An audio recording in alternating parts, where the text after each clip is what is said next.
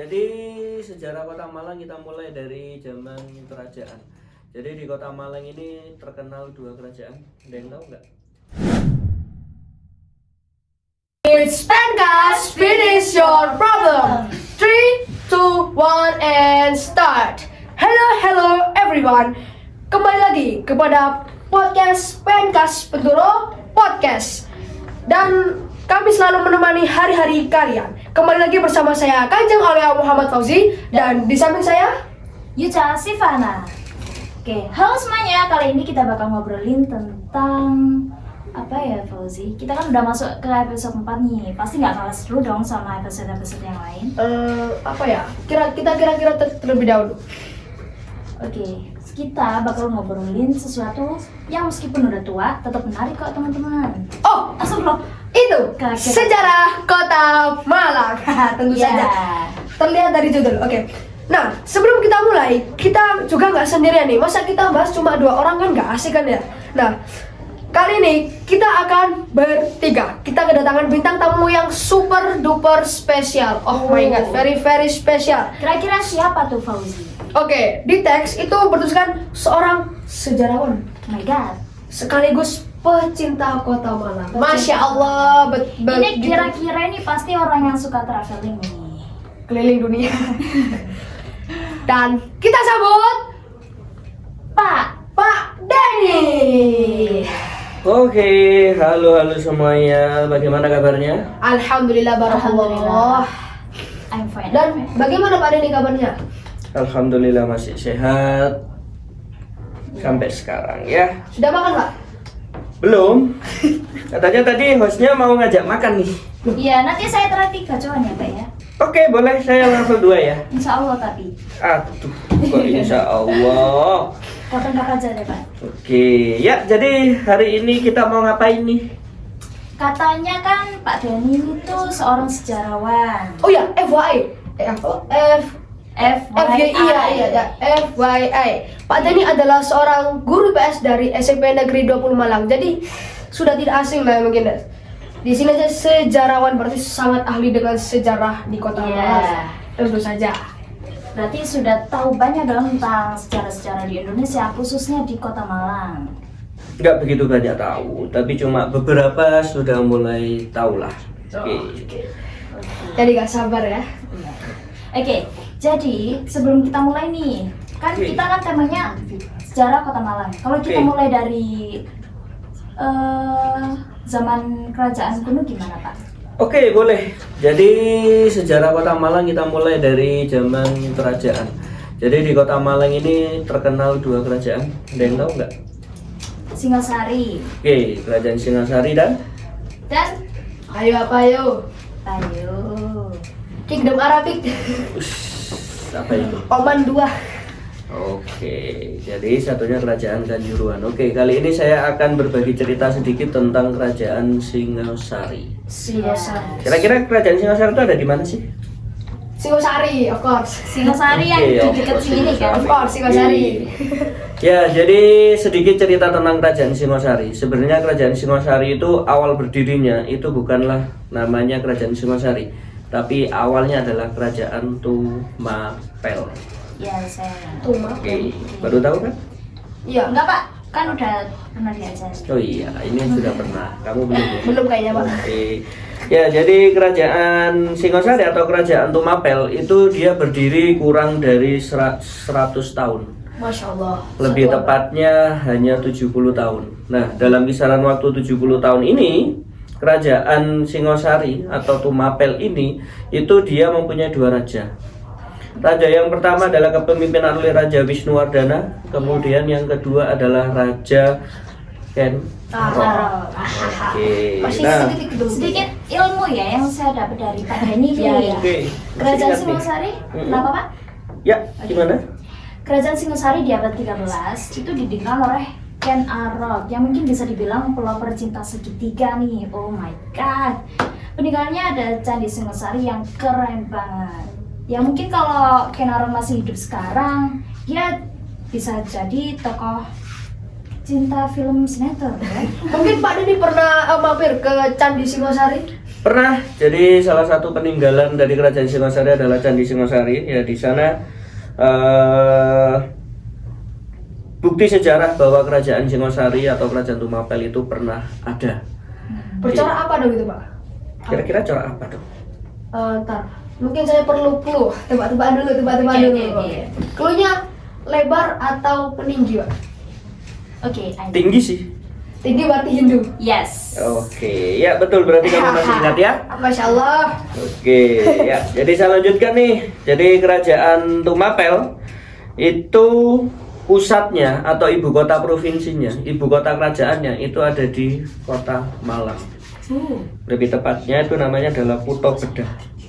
Sangat keren sekali dari Belum namanya. pernah ya Oke, saya ke sana. itu adalah nama di daerah yang terkenal. Nah, itu menjadi pusat kerajaannya Tumapel pada waktu kepemimpinan dari Wisnuwardana. Oke, nah kemudian pada kepemimpinannya Ken Arok, pusat kerajaan Tumapel ini dipindah di Singosari.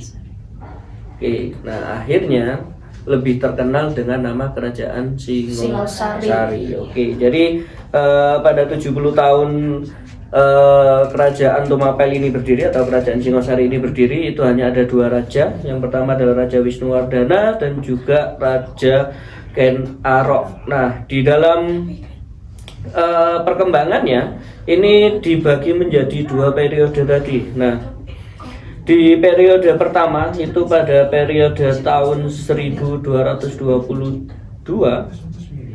itu dipimpin oleh raja yang bernama Wisnuwardana sampai 1248. Nah, sedangkan mulai dari 1248 sampai 1292 itu dipimpin oleh raja yang namanya Raja Ken Arok. Lumayan lama ya. Lama, 70 tahun ya. Jadi kalau sekarang ya sudah mulai usia lansia, sudah mulai pensiun. Coba dibayangkan kalau saya menjabat jadi presiden, Pak, selama 70 tahun. Us, makmur. Amin. Amin, tapi gak 70 tahun ya. Berapa periode itu? 2 periode cukup rupanya. Nggak kaget sih ya Oke. kalau pada ini tuh tahu segalanya tentang Ya, tentang sejarah Malang. Oke. Kalau tadi udah sejarah nih yang di kerajaan. Sekarang kita Oke. mulai di era kolonial dan modernisasi. Di era kolonial, Malang mulai dikenal sebagai Paris van Oost. Belanda suka banget sama suasana. Iya, karena saya dulu pernah dengar ya, istilahnya kayak Parisnya Jawa Timur atau Eropanya mungkin ya. Jadi merasa cinta banget sama Malang karena saya ini orang Eropa ibaratnya. Oh my god. Orang Prancis. Selain itu kan suasana di Malang itu juga ada Dingin, nyaman ya. gitu kan. Ya, Oke. selain Gimana? Selain itu Malang juga jadi kota pendidikan. Ada Universitas Brawijaya dan Universitas Iya, Negeri Malang sampai yang dijuluki terkenal. kota pendidikan. Iya. Masya Allah. Dan jangan lupa bakso Malang yang legendaris. Mungkin itu salah satu alasan kenapa banyak mahasiswa betah di sini ya, Fauzi. Iya. Karena juga pasti banyak yang ngapain sih jauh-jauh ke Paris kalau bisa ke Malang. Wah. Jadi merasa cinta banget sama kota sendiri. Bagaimana menurut Pak Denny? Oke, Kota Malang. Kota Malang ini adalah kota yang asri, sejuk. Dia cuacanya juga dingin, nyaman. Kenapa? Kira-kira kenapa sih Kota Malang ini dijuluki kota pendidikan? Karena Banyak perpustakaan. Banyak perpustakaan. Nah, menurut Pak Denny, tempat-tempat di Malang yang masih belum banyak diketahui oleh astagfirullahaladzim ya. Santai Tempat-tempat oke. Tempat di Malang yang masih belum banyak diketahui oleh orang tapi punya nilai sejarah yang tinggi ini apa, Pak Denny? Oke, jadi Kota Malang itu sejarahnya terbagi menjadi dua, pada era kerajaan dan juga pada era kolonial Belanda. Nah, seperti kalian pernah tahu nggak gedung-gedung di Kota Malang yang ikonik, yang dia bentuknya tinggi, kemudian jendelanya lebar? Ya. Nah. Apa ya? Ada yang tahu? Coba sebutkan gedung yang memiliki Anu. ciri-ciri itu. Toko roti Tugu Malang. Tugu roti itu. Nah, aku tahu ini. Ini pasti kan terinspirasi dari jendela-jendela rumah yang di Belanda dulu. Oke ya, betul sekali. Jadi Kok bisa tahu sih? Orangnya pintar ini. Mas, tepuk tangan, tepuk tangan. jadi kenapa pada zaman dulu itu orang-orang itulah peninggalan Belanda. Jadi arsitektur Belanda itu lebih ke bangunannya itu yang bukaannya tuh lebih lebar, lebih luas. Kenapa? Agar sirkulasi udaranya itu lebih bagus. Nah, salah satu bangunan di Kota Malang yang memiliki nilai sejarah tapi tidak banyak yang tahu, kira-kira adalah salah satunya itu Stasiun Kota Baru Malang. Hah? Di mana itu? Stasiun Kota Baru? Waduh, kurang keliling Malang mungkin ini ya. Belum pernah ke stasiun? Belum kayaknya Ya lupa. Allah. Oh sih kayaknya kurang keliling-keliling deh. Pasti orangnya nolep ini. Oke, jadi di Stasiun Kota Baru Malang itu adalah peninggalan dari zaman Belanda. Jadi sejarahnya itu adalah ketika masa kolonial dulu itu dibangun jalur rel kereta api dari Surabaya menuju ke Pasuruan. Lumayan ya. Surabaya Pasuruan. Kemudian kenapa ada stasiun di Kota Malang? Karena itu menjadi jalur transportasi dari bahan-bahan perkebunan atau hasil kebun pada masa itu. Kenapa dilewatkan kereta api? Karena transportasi yang lebih efektif dan efisien. Efektifnya apa? Dia bisa memuat banyak. Kemudian efisiennya ya dia langsung pasti ada satu tujuan. Ya, satu rel. Nah, oke, satu rel itu tadi. Jadi di bangunan Kota Baru, stasiun Kota Baru yang di dekatnya Tugu, tahu kan Tugu? Ya. Tahu pasti. Nah, itu ada stasiun, itu merupakan peninggalan dari zaman Belanda. Oh, jadi gitu. Kemudian ada salah satu lagi, tahu SMA Tugu? Tahu. Nah, SMA Tugu itu adalah salah satu dari banyaknya bangunan Belanda. Jadi SMA Tugu itu merupakan sekolah pada zaman Belanda yang dibangun yang pertama untuk para bangsawan Belanda atau warga Belanda, dan yang kedua dibangun untuk warga umum. Jadi kompleks Tugu itu merupakan kawasan cagar budaya. Jadi SMA 1, 3, dan 4 itu merupakan kawasan cagar budaya. Cagar budaya itu apa sih? Tahu nggak? Apa nih? Apa Kak Yuca? Mungkin tahu apa itu cagar budaya? Cagar budaya ya. Ini belum kayaknya. Let meeting. Oke. Kurang tahu sih Pak saya. Oke, jadi cagar budaya itu adalah warisan benda atau warisan budaya yang diwariskan dari yang memiliki nilai sejarah. Nah, bangunan cagar budaya ini itu tidak boleh dirusak, tidak boleh direnovasi. Iya. Jadi harus benar-benar dijaga, dan siapa nanti yang merusaknya, siapa nanti yang merubah bangunan itu nanti akan bisa dikenakan pasal pidana. Nah, kenapa? Kira-kira kenapa bangunan cagar budaya ini harus dijaga? Karena kan itu Memiliki juga sejarah tinggi. Iya, peninggalan.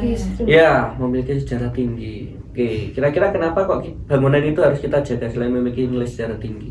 Itu juga salah satu peninggalan dari Belanda. Oke, Menjaga Belanda. kenaturalannya. Menjaga kenaturalnya itu benar. Oh. Karena dari sejarah kita bisa belajar banyak hal. Maka dari Bung Karno itu pernah bilang, jas merah jangan sekali-sekali melupakan sejarah. Oke, jadi gitu. Itu salah satu dari bangunan peninggalan Belanda. Oke, saya juga ada satu cerita menarik. Wow. Apa tuh? Salah satu cerita menarik tentang Stasiun Malang Kota Lama. Tahu nggak? Tadi stasiun kota yang baru, sekarang kota yang lama. Ayo apa ayo? Di daerah Stasiun Kota Lama itu daerah mana sih? Tahu nggak? Wah, kayaknya bener-bener introvert ya, nggak tahu. Daerah yang di Malang. Benar. Itu saja. Oke, tentang Pasar Comboran. Tahu nggak? Oh ya, Comboran. tahu. Oh ya. Oke, tahu Pasar Comboran? Tahu pasti. Nah, tahu sejarahnya nggak, Ija? Kurang, nggak tahu. Karena kami kan masih pelajar, mungkin masih mencari informasi-informasi lebih lanjut. Lupa tentang ingat Indonesia. ya Pak. Lupa ingat. Lupa Oke, ingat. sudah pernah kita bahas padahal di kelas ya. Ayo. Udah berapa tahun gitu Pak? Ayo. Belum ada setahun sih ya. Iya sih. Ayo. Oke, jadi salah satunya adalah Pasar Comboran. Pasar Comboran itu adalah dari itu sejarahnya adalah dari kata nyombor. Ya. Nyombor itu Fauzi tahu nggak? Nyombor itu apa? Saya oper ke Kak Yuca. Karena nggak tahu saya. Orang yang ditanya Fauzi Selalu nggak tahu. Oke, dari nyombor itu adalah cara untuk memberi makan kuda. Saya pikir nyembur loh Pak. Nyembur. Jadi ada bambu nih, itu biasanya diisi air atau ramuan agar kudanya itu bisa lebih bertenaga, berstamina. Nah, kemudian dimasukkan melalui mulut kuda, itu namanya adalah nyombor. Oke, nah dari bahasa itulah mulai terkenal dengan yang mana pasar Comboran. Nah, kenapa di sana ada pasar? Kira-kira kenapa? karena kan itu juga kan kuda-kudaan ya kayak. Kuda-kudaan, kuda beneran. dong. Ya kuda-kudaan. Dia lumayan. Ya, itu jadi kan banyak orang. Nah, Oke. berarti orang-orang yang di sana itu juga kayak udah mulai jual-jual makanan, terus bahan-bahan pokok. Iya, betul sekali. Jadi kenapa adanya pasar itu karena kenapa ada pedagang pasti ada orang. Iya. Jadi ada ramai. Iya. Nah, kenapa di sana ramai? Karena di sana adalah dekat dengan stasiun Kota Lama. Nah, stasiun Kota Lama itu adalah transportasi pada zaman Belanda dulu yang digunakan oleh orang-orang untuk ke daerah rute pertamanya yaitu Malang Bangil. Dari Malang ke Bangil mereka naik dari Kota Lama. Itu hanya digunakan untuk pasukan Belanda. Bangsa Belanda. Tidak hanya pasukan, tetapi lebih ke aktivitas masyarakat pada masa itu. Hanya Belanda. Semuanya, Masyarakat. semua yang bisa mampu mengakses keretanya. Gitu. Baik, Berarti Jadi yang kalau misal dari kasta rendah itu sudah bisa atau belum, Pak? belum bisa karena kan harus berbayar ya, ada tiketnya. Oh, memiliki tingkatan-tingkatan Ya, itu. karena itu Baik, karena baik. Sangat khusus sekali ya. ya, jadi karena disitulah akhirnya terbentuklah dari pasar Comboran. Dari keadaan itu akhirnya stasiunnya rame, kemudian ada orang berjualan. Karena ada orang berjualan, kemudian sebelumnya belum ada orang berjualan, itu adalah banyak orang naik delman. Jadi orang naik delman itu tadi kan delman mesinnya pakai kuda nih. Iya. Nah, karena mesinnya pakai kuda, di situ berjejer orang-orang. Kemudian orang udah habis turun dari naik kereta, dia ingin ke tujuannya, dia naik delman ini. Oh. Karena semakin ramai, akhirnya menjadi banyak para pedagang dan akhirnya jadi seperti sekarang. Kalau sekarang pasar Comboran itu lebih terkenal kepada pasar-pasar barang-barang bekas, barang antik, onderdil motor kayak gitu. Jadi itu sedikit tentang Kota Malang, sejarahnya dari masa kolonialnya dan juga tempat-tempat yang bersejarahnya. Luar biasa sekali ya sejarah Kota Malang. Iya. Saya sampai nggak menyangka loh, banyak sekali sejarah di kota-kota Malang. Khususnya pada zaman kolonial Belanda. Iya, itu menarik banget sih ya. Ya, sampai ke kerajaan itu juga. Kalau kerajaan itu kayak, wih, gila, keren banget ya kan naruh, tapi cuma kayak, wah, gitu. Ya, kami kan hanya tahu sebagainya, belum tahu detailnya bagaimana. Mungkin Pak Dani tahu detailnya lain. Kalau ingin tahu detailnya, kalian bisa berkunjung ke Museum Empu Purwa. Ah ya, Wah. saya udah pernah tuh Pak ke sana. Oke, di Museum Empu Purwa itu di lantai 2 itu ada diorama tentang kerajaan Singasari atau Tumapel. Jadi itu menceritakan kisahnya mulai dari bagaimana seorang Ken Arok jadi orang biasa kemudian sampai menjadi seorang raja. Raja. Kira-kira kenapa Ken Arok bisa menjadi seorang raja? Tantan. Saya kayak kerajaan Singosari kan kayak apa? Habisnya kerajaan apa? Maksudnya kerajaan? Ya Allah, kok lupa sih. Kerajaan Singosari habisnya Ayo kerajaan. lu, PR nih. Loh, jangan dong Pak. PR nih, remedi. Jangan remedi dong Pak. Nanti saya kembali di kelas 7. Kerajaan nih. apa? Ayo, kerajaan apa? Ayo. Kerajaan apa sih Pak? Aduh penasaran. Nyerah Pak, saya nyerah. Kerajaan apa? Cari tahu dulu. Oke, jadi kenapa Ken Arok bisa jadi raja? Karena dia telah membunuh siapa? Oh, siapa sih rajanya dari kerajaan yang besar itu loh? Yang paling besar apa? Majapahit. Ya, Majapahit. Bukan. Jadi kerajaan Majapahit itu dia punya kerajaan lagi, atau istilahnya itu adalah seperti negara bagiannya. Jadi Oh. Majapahit nih Iya. itu juga daerah kekuasaan itu mencakup Singasari juga. Oh iya. Gitu. Iya. Nah, jadi kenapa Ken Arok bisa jadi raja? Karena dia telah membunuh Tunggul Ametung. Ya. Kemudian dia menikahi Ken Dedes. Ken Arok, Ken Dedes. Sampai ada tuh ya tempat wisata Ken Dedes. Betul. Ya. Nah, jadi Ken Dedes itu diceritakan pada zaman dulu adalah seorang putri raja yang sangat amat cantik sekali. Wow, secantik apa itu? Mungkin kalau sekarang Fauzi udah wah. cantik Wah, betul itu. Enggak, Sudah saya cantik. tergoda sama. Jadi seperti dia bidadarinya pada zaman itu. Jadi semua orang tuh pasti wah kagum padanya. Wah, sepertinya natural lah, karena kan zaman dulu nggak ada makeup. Iya. Tentu saja. Nah, sudah nih kan tadi udah kerajaan, terus kolonial. Gimana kalau sekarang sesi tanya jawab bersama Pak Den? Oke, boleh mau tanya apa nih? Oke. Menurut Pak Denny nih ya, menurut Pak Denny, apa yang membuat sejarah kota ini begitu menarik untuk dipelajari? Jadi sejarah Kota Malang kenapa begitu menarik dipelajari? Karena tadi ada beberapa peristiwa sejarah. Yang pertama adalah peristiwa tentang masa kerajaan, yang itu tidak terlepas dari masa kolonial. Jadi di Kota Malang ini, terutama di daerah Malang, Malang Raya, Malang Kota, Kabupaten dan Batu itu terjadi banyak peristiwa-peristiwa bersejarah. Kemudian salah satu peristiwa sejarah yang juga tak kalah menarik itu adalah peristiwa perlawanan Tentara Republik Indonesia Pelajar yang disingkat Ayo, ayo. Sweet jawab. Nggak bisa. pahlawan atau TRIP, TRIP, Tentara Republik Indonesia Pelajar atau pahlawan TRIP. Muda-muda ya, semangat jiwa Oke, muda. jadi pada zaman dulu para tentara ini mereka ini pelajar, cuma mereka juga ingin berjuang. Iya. Ini maksudnya kayak tentara kayak di negara-negara lain, maksudnya paksaan jadi tentara atau Bukan paksaan, jadi pahlawan TRIP atau TRIP ini itu adalah rasa nasionalisme dari seorang pelajar.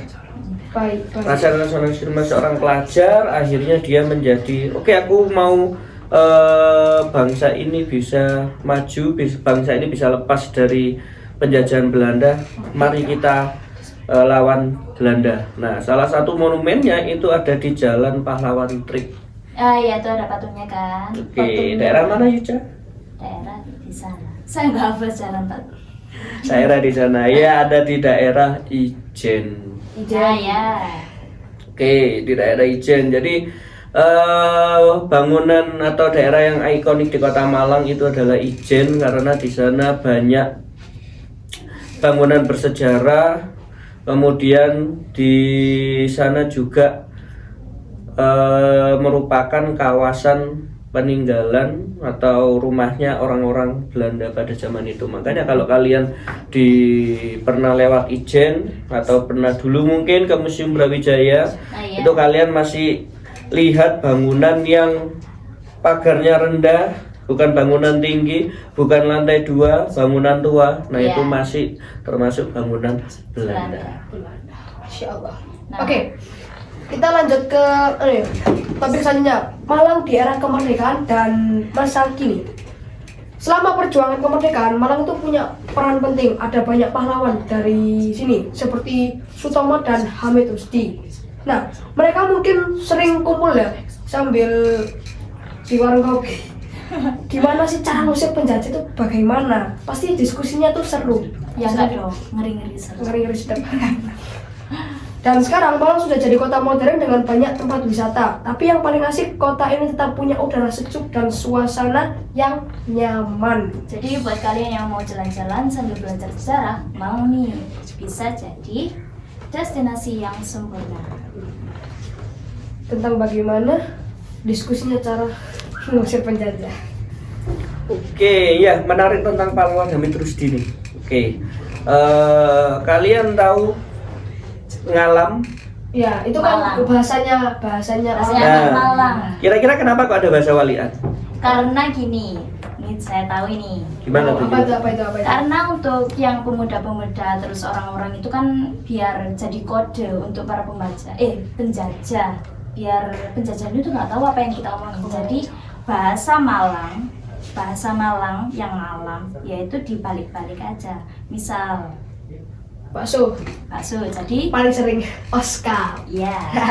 Tentu saja. Oke, ya betul. Jadi yang dikatakan Yuja itu tadi benar. Jadi bahasa Malang itu wolak-walik itu adalah salah satu trik dari para pejuang kita di Kota Malang khususnya untuk mengatur strategi untuk mengusir penjajah. Ini gimana nih caranya nih? Nah, akhirnya kita pakai bahasa walian. Nah, akhirnya bahasa walian itu menjadi ikonik di Kota Malang kayak gitu. Wow, betapa cepatnya ya orang Belanda belajar bahasa Indonesia. Sampai harus dibalik-balik sama orang Malang. Wah, betul dong. Belanda di sini berapa tahun sih? 350 tahun. 350 tahun. Itu bukan Waktu yang waktu yang lama. singkat loh. Oh iya, Tiga abad, waktu yang tiga abad, singkat. Tiga abad. tiga Yes. setengah abad. Oke. Sungguh sangat amat lama. Nah, bahasa Malang ngalam, bahasa wolak-walik ini itu juga bahasa yang kece loh. Biasanya kan juga digunakan buat pemuda-pemudi Malang. Di Malang ya, sungguh sangat amat. Wow. Nah, selain itu nih, mungkin Fauzi bisa nih tambah-tambah untuk apa sih yang mau ditanyain Fauzi gitu. Oke. Saya mau tanya tentang satu. Motivasi pemuda-pemudi di Malang untuk mengusir penjajah. Itu yang utama kan ya. Kita kan ingin cepet-cepet nih, apa sih yang perlu yang mau dicapai oleh pemuda-pemudi Malang karena Apa sih yang membuat buat pemuda? ya itu atau motivasinya. Oke, apa motivasi para pejuang ini untuk mengusir penjajah? Nah, Ya. itu kaitannya sama semangat nasionalisme atau semangat kebangsaan. Wow. Oke, jadi sama kayak gini nih. Kalau kira-kira kamu dibully terus nih, Iya. apa yang kamu lakukan? Saya mau merdeka sendiri.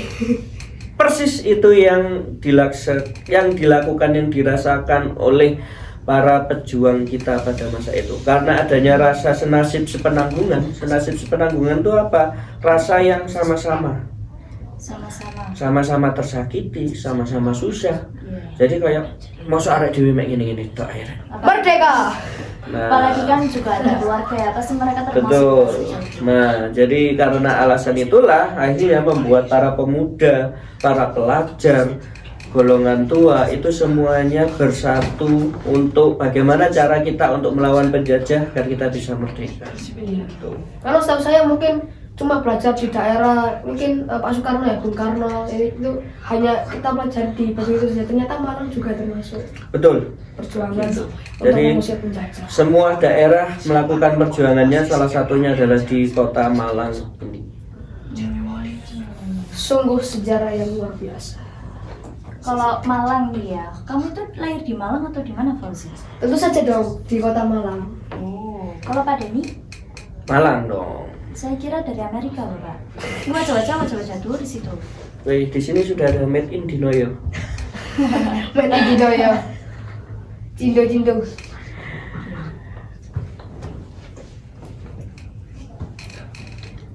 Oke, baik, terima kasih kepada Pak Denny ya karena atas cerita, sejarah maupun ilmu yang saya dapatkan dari Ayuda ya, sungguh sangat sejarah yang luar biasa. Terima kasih banyak sekali. Kami sungguh sangat amat senang serta tenang juga karena Terima mendapat kasih ya. ilmu ya.